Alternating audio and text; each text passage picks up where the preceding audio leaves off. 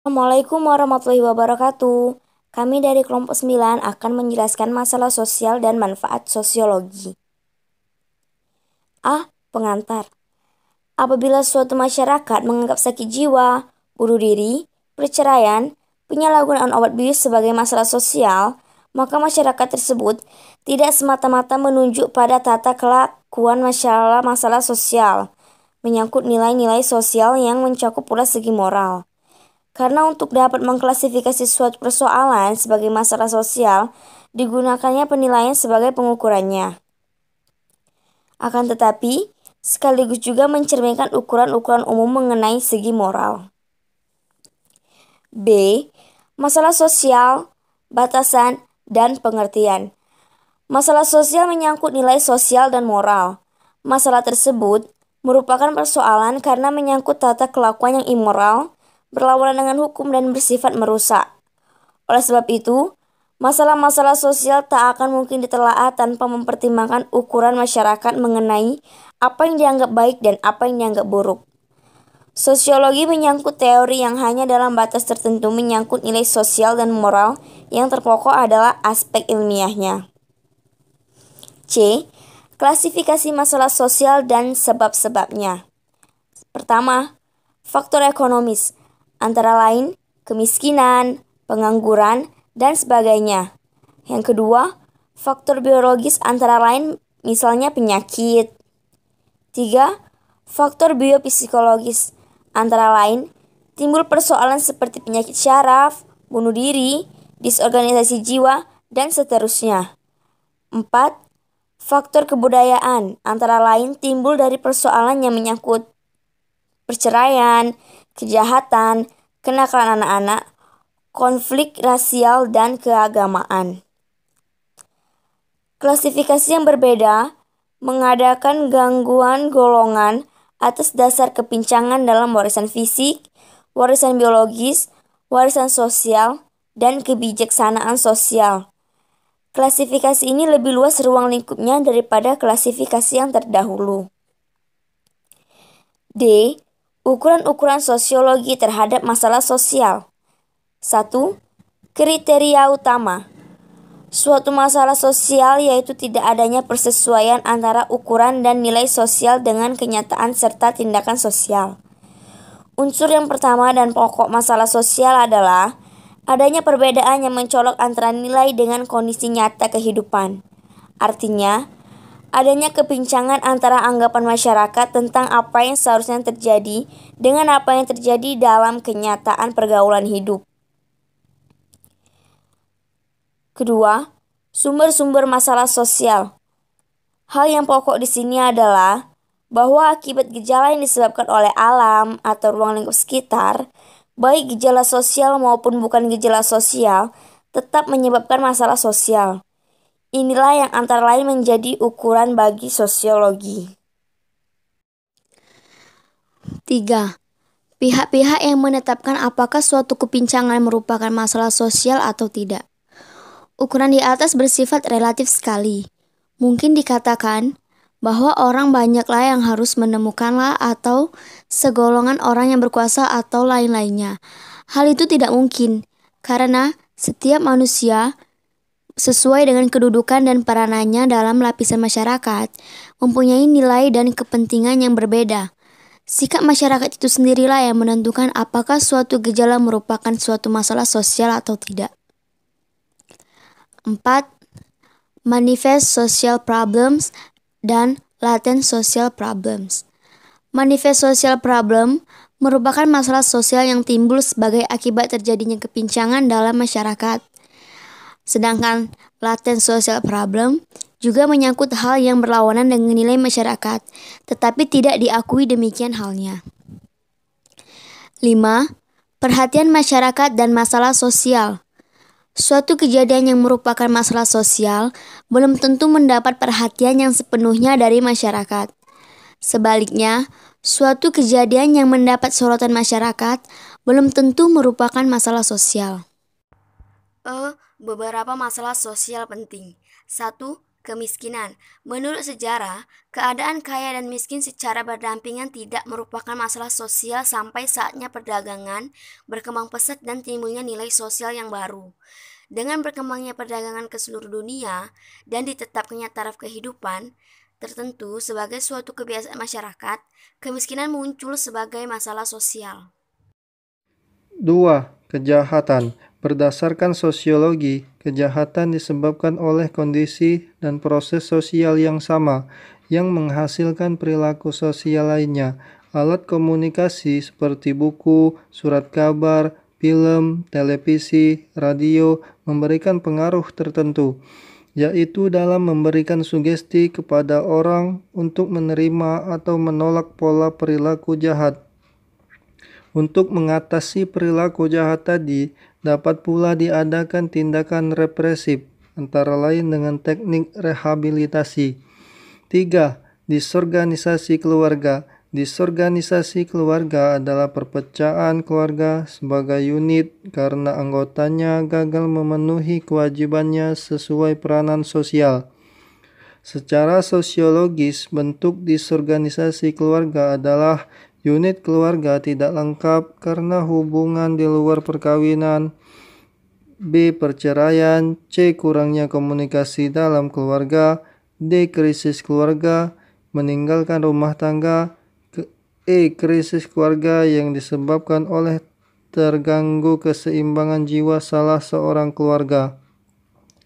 4. Masalah generasi muda. Dalam masyarakat modern, masalah generasi muda pada umumnya ditandai oleh dua ciri yang berlawanan, yakni keinginan untuk melawan dan sikap apatis. Generasi muda biasanya menghadapi masalah sosial dan biologis. Masa remaja dikatakan masa berbahaya karena pada periode itu seseorang meninggalkan masa anak-anak menuju masa pendewasaan. Masa ini dirasakan sebagai suatu krisis karena belum adanya pegangan, sedangkan kepribadiannya mengalami pembentukan. Pada waktu ini dia memerlukan bimbingan, terutama dari orang tua. 5. Peperangan. Peperangan mengakibatkan disorganisasi dalam berbagai aspek kemasyarakatan, baik bagi negara yang keluar sebagai pemenang, apalagi negara yang takluk sebagai si kalah. Apalagi pada dewasa ini, biasanya peperangan merupakan perang total, yaitu di mana tidak hanya angkatan bersenjata, tetapi seluruh lapisan masyarakat. 6. Pelanggaran terhadap norma masyarakat. A. Pelacuran, B. Delinkuensi anak, C. Alkoholisme, dan D. Homoseksualitas. 7. Masalah kependudukan. Salah satu tanggung jawab negara adalah mensejahterakan penduduk, serta mengambil langkah pencegahan terhadap gangguan kesejahteraan masalah yang terjadi. A. Penyebaran penduduk tidak merata. B. Angka kelahiran tinggi. Usaha pembangunan untuk meningkatkan produktivitas dan kemakmuran penduduk dapat terganggu karena masalah di atas. 8. Lingkungan hidup dibedakan menjadi 3 kategori, yaitu A. Lingkungan fisik, B. Lingkungan biologis, dan C. Lingkungan sosial. Agar dapat bertahan hidup, manusia melakukan penyesuaian atau adaptasi yang terbagi menjadi 2, yaitu A. Adaptasi genetik, B. Adaptasi somatis. 9. Birokrasi. Birokrasi menunjuk pada suatu organisasi yang dimaksudkan untuk mengerahkan tenaga dengan teratur dan terus-menerus untuk mencapai suatu tujuan tertentu. Pemecahan masalah sosial. Di dalam mengatasi masalah sosial, tidaklah semata-mata melihat aspek sosiologis, tetapi juga aspek lainnya. Dengan demikian, diperlukan suatu kerjasama antara ilmu pengetahuan kemasyarakatan, pada khususnya untuk memecahkan masalah sosial yang dihadapi tadi. G. Perencanaan sosial. Menurut sosiologi, Suatu perencanaan sosial harus didasarkan pada pengertian yang mendalam tentang bagaimana kebudayaan berkembang dari taraf yang rendah ke taraf yang modern dan kompleks, di mana dikenal industri, peradaban kota, dan selanjutnya. Tokoh-tokoh yang memengaruhi perkembangan ilmu sosiologi. Yang pertama, Auguste Comte, 1798 sampai dengan 1857, merupakan bapak yang pertama memberikan nama pada ilmu tersebut, yaitu dari kata socius dan logos. Menurut Comte, masyarakat harus diteliti atas dasar fakta-fakta objektif, dan dia juga menekankan pentingnya penelitian perbandingan antara berbagai masyarakat yang berlainan. Yang kedua, Herbert Spencer, 1820 sampai dengan 1903. Spencer mengatakan bahwa objek sosiologi yang pokok adalah keluarga, politik, agama, pengendalian sosial, dan industri. 3. Emil Durkheim, 1858 sampai 1917. Menurutnya, sosiologi meneliti lembaga dalam masyarakat dan proses sosial. Dia juga mengklasifikasi pembagian sosiologi atas 7 seksi, yaitu yang pertama, sosiologi umum, yang kedua, sosiologi agama, yang ketiga, sosiologi hukum, yang keempat, sosiologi tentang kejahatan, yang kelima, sosiologi ekonomi, yang keenam, demografi, yang ketujuh, sosiologi estetika. 4. Max Weber. Max Weber, seorang Jerman, berusaha memberikan pengertian mengenai perilaku manusia, sekaligus menelaah sebab terjadinya interaksi sosial. 5. Charles Horton Coolidge, 1864 sampai dengan 1929. Beliau mengembangkan konsepsi mengenai hubungan timbal balik dan hubungan yang tidak terpisahkan antara individu dan dengan masyarakat. Manfaat penelitian sosiologis bagi pembangunan. 1. Pengantar. Pembangunan merupakan suatu proses perubahan di skala bidang kehidupan yang dilakukan secara sengaja berdasarkan suatu rencana tertentu. Proses pembangunan terutama bertujuan untuk meningkatkan taraf hidup masyarakat, baik secara spiritual maupun material. 2. Cara melangsungkan pembangunan pada dasarnya dikenal cara A. Struktural, B. Spiritual, C. Struktural dan spiritual. 3. Syarat yang diperlukan. Masyarakat harus aktif memecahkan masalah dan memiliki sifat terbuka bagi pikiran dan usaha baru. Di samping itu, diperlukan adanya kelompok yang kreatif atau minoritas pemimpin yang kreatif, serta massa yang kritis. 4. Tahap-tahap pembangunan. Tahap perencanaan perlu diadakan penyorotan terhadap kekuatan sosial dalam masyarakat. Tahap evaluasi diadakan analisis terhadap efek pembangunan sosial. 5. Penelitian sosiologis. Tujuannya adalah untuk mengungkapkan kebenaran sebagai salah satu manifestasi hasrat manusia untuk mengetahui apa yang dihadapinya dalam kehidupan. Dalam sosiologi, dikenal beberapa konsep dasar seperti A. Integrasi sosial, B. Kelompok sosial, C. Kebudayaan, D. Lembaga sosial, E. Lapisan sosial, F. Kekuasaan dan wewenang, G. Perubahan sosial, H. Masalah sosial. 6. Manfaat penelitian sosiologis bagi pembangunan.